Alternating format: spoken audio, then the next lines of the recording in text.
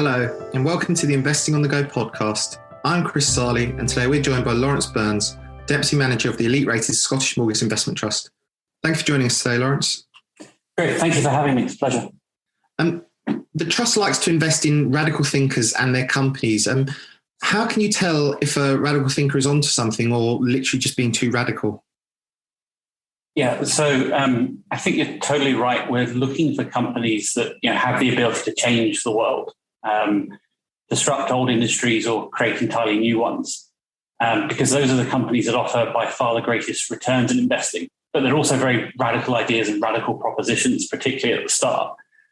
I think the first thing would be that in our experience, the problem has really been the lack of radical companies and the lack of radical leaders rather than an abundance of them. And I think that's particularly true in public markets where there tends to be a favour towards the familiarity, the predictability and earnings now rather than investing to build for the future.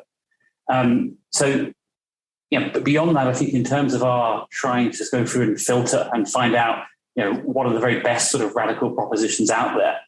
The first thing you're really looking for is there a large market opportunity? Are they trying to solve a big problem?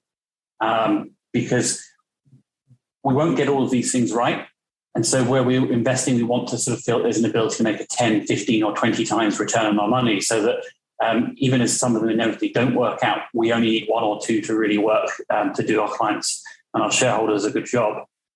I think the other things you look for in terms of that filtering, they tend to be things such as, what external validation can you get of the business? Do they have large customer contracts with governments, with consumers, with other businesses? And what sort of team have they built around them? To give you one example, a few weeks ago, I was in Germany visiting one of our holdings, Lilium. Lilium make electric flying jets effectively, or electric flying taxis.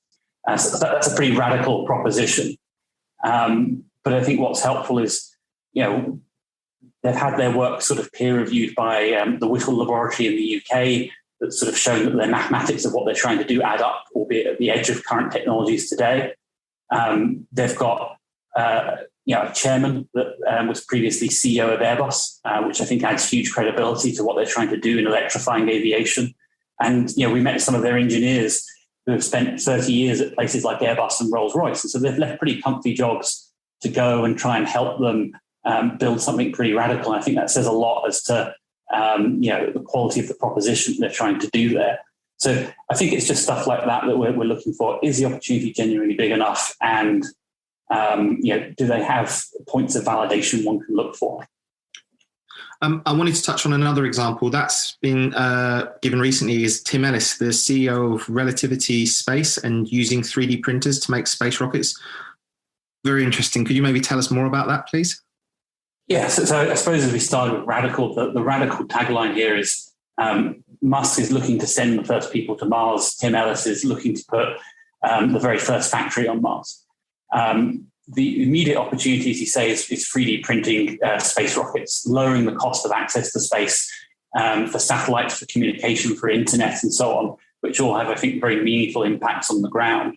But I think beyond that, as they develop the 3D printing tools for rockets and as they get feedback and data, there's also that possibility that over time, what they're building can be used to change how we manufacture broader things in other industries. I mean, aerospace beyond rockets is one example. But then in addition to that, it's in the very long run, could a lot of the technology they're developing here be used more broadly to change how we manufacture things? And that becomes a very radical proposition. Even if it is starting with space rockets, it becomes more radical still. You mentioned Elon Musk there, and obviously another favourite in the portfolio is Tesla, which you backed early. Have you actually met the man himself, and what gave you the conviction in the company before everyone else? So I think in general terms, we're very privileged to be in a position where, because of scale and long-term reputation as being genuine long-term holders, that we do get access to people like Musk. So Tom and James, I think, have met him several times in person. I've met other founders in the Scottish Mortgage portfolio, such as Jack Ma of Alibaba. And I think for us, it's almost a competitive advantage getting that access, getting to go and meet these people that are trying to change the world and getting to hear firsthand their vision and having it articulated to us. I think it puts us in a privileged and advantaged position. In terms of Tesla, I think what helped in the early days was, a lot of this comes back to time horizon. We weren't trying to predict a particular year where Tesla would make profits or when EVs would take off, but we were looking at the underlying technologies and seeing the rapid improvements in battery technology and comparing that to the far more pedestrian improvements in the internal combustion engine. And that to us made it a question of when rather than if in terms of electric vehicles. And then I think beyond that, we were quite taken by the breadth of Musk's vision. I think one of the comments he made to us was that, a number of years ago, they had a small but growing chance of being either $1 trillion company or the world's most valuable company. And I think that showed us that there was someone that was really aiming to get that very radical potential in terms of where they could get to. So I think it's really just willingness to back the individual and thinking long-term about where the technological trends would take us. Another article I read from your colleagues recently started with the words, "In half of coronary artery disease, the presenting symptom is death." It's certainly the intro that sort of grabs your attention and makes you read on. And it was about the use of artificial intelligence in healthcare. Could you tell us more about the opportunities there? Yeah, so, I think if you look at the last 20 years, you've seen computer technology, which is improving at sort of exponential pace, really transform a number of industries. Mostly sort of retail, media, and advertising. And that's given rise to some of the consumer internet giants we have today. But I think what we're finding really exciting is we're seeing that computing technology and improvements being applied to a broader range of industries. And one of them in particular is healthcare. In many ways, the foundation of this, or one of the foundations of this, is the improvements in genomic sequencing. So genomic sequencing gives us huge amounts of biological data and insights. In 1990, they tried to sequence the first human genome. It took them 13 years and cost $2.7 billion. Today, because of those improvements in processing and data storage, you can do the same thing for under $300 in about a day. And what we're seeing is companies that are having access to more data than ever before. So one of our holdings, Recursion, for example, would tell us that humans understand about 2 to 3% of biology. So that's how far we've got in 70-odd thousand years. But they're now seeing that learning curve accelerate. And in their case, they're running millions of experiments. They're getting huge amounts of data. And then they're having machines go through that data and spot patterns.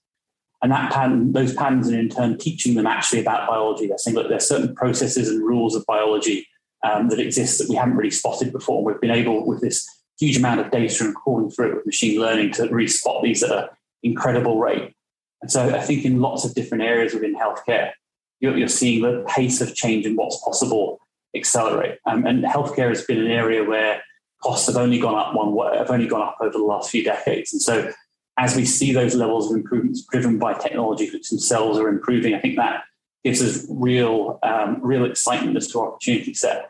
And then I think on a more human level basis, as wonderful as it is to get packages delivered next day or same day by Amazon, I think if we can start curing some rather terrible diseases, that's even more profound.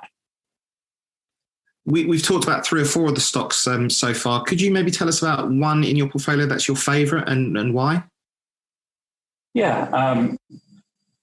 I think we're always spoilt for choice with the different companies we own, but perhaps keeping on to that theme of healthcare.